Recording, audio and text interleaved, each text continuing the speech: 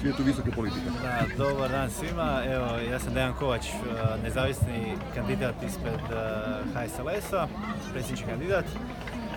Evo, došli smo danas na ovaj renesansni festival, čisto malo da uvedemo i renesansu u politiku koja nam je neizmjerno potrebna. Imamo znači taj stari sustav politike koji je islužen i koji je doveo do ovakve situacije. Ono što sam ja napominjao u svojoj kampanji, da ću biti kandidat jedne produktivne Hrvatske, a ne birokratske Hrvatske. Trenutno imamo stanje u Republici Hrvatskoj gdje ta jedna birokratska manjina je zarobila upravo nas, slobodne građane, većinu. I mislim da je krajnje vrijeme da se riješimo okova tih.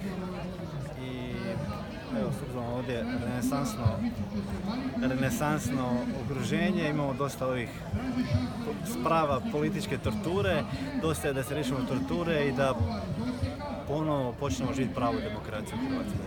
Zato sam tu i za to ću se boriti za sve hrvatske građane. Evo, s obzirom da smo u Koprivnici, u Koprivnici znate da je neizbježna tema Podravka. Ne znam koliko ste vi upoznati sa situacijom, vlasničkom situacijom u Podravki, lobijima koji drmaju, ne znam koliko pratite tu situaciju. Mene bi zanimao vaš komentar, ako postanete predsjednik, vi nemate takve ovlasti, ali što ćete sugerirati izvršnoj državnoj vlasti kada je riječ o tvrtkama u kojima politika ima takvu ulogu? Želite li da se Podravka privatizira do kraja ili mislite da država treba zadržati kontrolne pakete u firmama koje smatra važnima? Ovako, prije svega, prvi doticaj s Podravkom, ja sam bio na katedri za menadžment na Ekonomskom fakultetu i tada su oni provodili taj ESOP za radničko dioničarstvo za Podravku. Tada sam upoznat s prvim dijelom, kasnije kad sam otišao u inozemstvo, zadnjih 10 godina nisam pratio, ali sistem tog radničkog dioničarstva, kako je Podravka bila zamišljena, je bilo upravo to da se kroz taj jedan dvojni sustav dioničarstva stavi upravljačka kontrola u ruke radnika. Ne znam točno kolika je vlasnička struktura sada, nisam se informirao. Ja sam prije svega za liberalizaciju ovakvih državnih firmi. Mi smo, čisto informacija, recimo po državnoj imovini smo 5.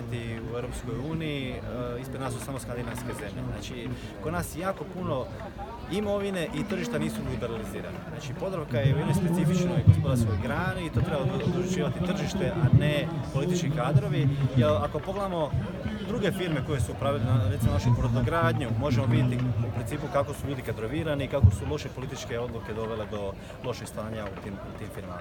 Ne bih htio da se to Podravki dogodi, jer iz čistog razloga jedan super brand Hrvatske kojeg obožavam i ja, mislim svi jedan bagetu svaki roštilj. I mogu vam reći da sam izuzetno ponosan i kad sam bio u Pragu, na policama recimo Tesco, vi ste mogli vidjeti Vegetu. Kad sam bio u Americi, ja sam isto mogao kupiti u New Jerseyu Vegetu. Ja bih htio da se Vegeta može kupiti u cijelom svijetu, ali tu je sad opet problem, ono što sam ja rekao, što je unutar ovlasti mene kao predsjednika, da ću restrukturirati ovu diplomatsku birokraciju. Znači, oni trebaju naše firme poput Podravke povezivati sa inozemnim tržištima, a ne biti na račun poreznih obveznika u stranim zemljama. I to je nešto što je kriminalno određeno u zadnjih 30 godina, jer današnja diplomacija treba služiti više kao trgovački putnici. Znači, i tako se treba njih valorizirati. Da vidimo koliko se ti firme spojuju sa stranim tržištima, koliko se povećaju izvoz Hrvatske i od tog će građani bolje živjeti. Neće bolje živjeti. Ne znam partikularno interesne lobije koji jesu tu, nisam se informirao. Vjerujem da je to problem, to nije problem samo Podravke, to je problem jako puno takvih firmi u Hrvatskoj. To je paradigma, zato je pitanje. To je paradigma i to se treba raditi. Znači, treba se staviti stručne ljude koji su apolitički kadrovi i koji razumiju modernu ekonomiju. Ako vi gledate ostatke naše politike iz HDZ i SDP, to su ljudi koji su školovani u doba centralne ekonomije, u doba Edvarda Kardelja. Danas je tržišna ekonomija. Ok, da vas prekinem. Dakle, vi ste za potpunu privatizaciju Podravke. Država ima 25% i vi bi se zalagali da ste u mogućnosti da država prodati 25% i 20%. Na način da se prvo ponudi hrvatskim građanima, da. Normalno, isto kao što smo radili pakete, što smo radili sa THT-om svoje vremeno, a kasnije na tržištu građani nek odluče da li se njima isplati ako bude cijena dionica rasla, hoće oni prodati, hoće držati, kasnije na slobodnoj volji građana nek odluče. Ali prvo se pravo prvog skupo se mora, kao što je THT prošlo strukturiranje, ponuditi građanima. A ne interesnim lobijima koji zobaju takve firme i uvlače svoje kadrove i uvlače se vlastite strukture. Podravka nije jedina takva firma, ima jako puno firmi koje smo to napravili. I ta politika treba stati. Jer ovo je jedna od zadnjih kvalitetnih firmi koje ćemo na ovaj način uništiti. Vratimo se malo na politiku. Jedno hipotetsko pitanje. Ako ispadnete u prvom krugu, tako hipotetski, a u prvom krugu ostanu Kolinda i Zoki, hoćete li vi svojim biračima dati sugestiju za koga da glasaju? To je iluzija demokracije u Hrvatskoj kada vi možete nekom narediti da on glasa. Znam, ali političari očekuju. Ništa. Građani Hrvatske su slobodni građani. Ja ne mogu nikom narediti da on glasa. Punoljetni ste, 18 godina imate svoju volju i ljudi trebaju glasiti po svojoj volji. Mi se trebamo makiti, to je način razmišljanja nedemokratskog iz bivšeg sistema. Znači, ljudi imaju svoju građanu, ja sam ovdje došao da apolitiziram politiku.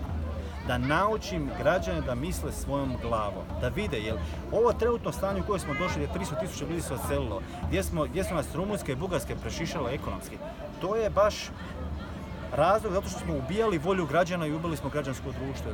Građani trebaju početi razmišljati svojom glavom. Krajnje vrijeme je za. Ok, hipotetski opet. Što je za Hrvatsku bolje? Kolinda Grabar-Kitarović ili Zoran Milanović? Ni jedno ni drugo. Znači, nemate favorita ni u promilima prednosti. Može jedno privatno pitanje? Može. Za kojeg predsjedničkog kandidata ste glasali na prošlim parlamentarnim izborima? Na prošlim predsjedničkim izborima? Na predsjedničkim izborima, mislim da je Ivo Josipović bio. Za njega? Da. Još jedno pitanje vezano uz vanjsku politiku. Svjedoci smo da hrvatska vanjska politika vrluda. Dakle, nekonzistentna je. Ja recimo kao prosječan građanin novinar ne znam gdje smo mi, koga zastupamo, jesmo li mi sa konzervativnim populističkim strujama ili smo bliže Francuskoj i Njemačkoj. Kako vi na to gledate? Za što ćete se vi zalagati ako postanete predsjednik? Jesu li nam bliži Berlin i Pariz ili Poljska, Češka, Mađarska i Italija? Gledajte, ono što ja govorim kao profesor političke i ekonomskih znanosti, politike više nema. Danas vam ekonomija i tržište određuje i upravlja sa svijetom. I kao što sam rekao, diplomacija je nekad nastala da bi umirivala ratove. Ti ratovi više nisu ratovi sa oružjem, su ratovi sa ekonomskim sistemom.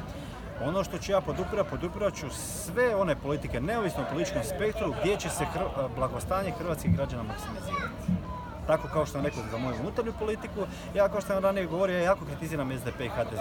Ali da se mi razumijemo, i SDP i HDZ su imali svojih dobrih politika, ali problem je bio kad je došla promjena vlasti, da bi mi i one dobre politike koje su imali, da bi poništili samo zato što dolazi sa druge strane političkog spektra.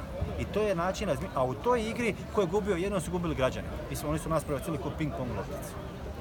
Tako da trebamo zaboraviti na politički spektar, zato sam i rekao te stvari, i trebamo se usmjeriti na one politike koje daju najveće blagostanje. Jer bez obzira da ste vi socijaldemokrat, liberal ili ste demokršćanin, bez obzira možete imati različite ciljeve, različiti instrumenti mogu dovesti do istih ciljeva iz različitog spektra. A to ako znači povećanje blagostanja, ja ću po sobi ručke prihvatiti bilo kako tako.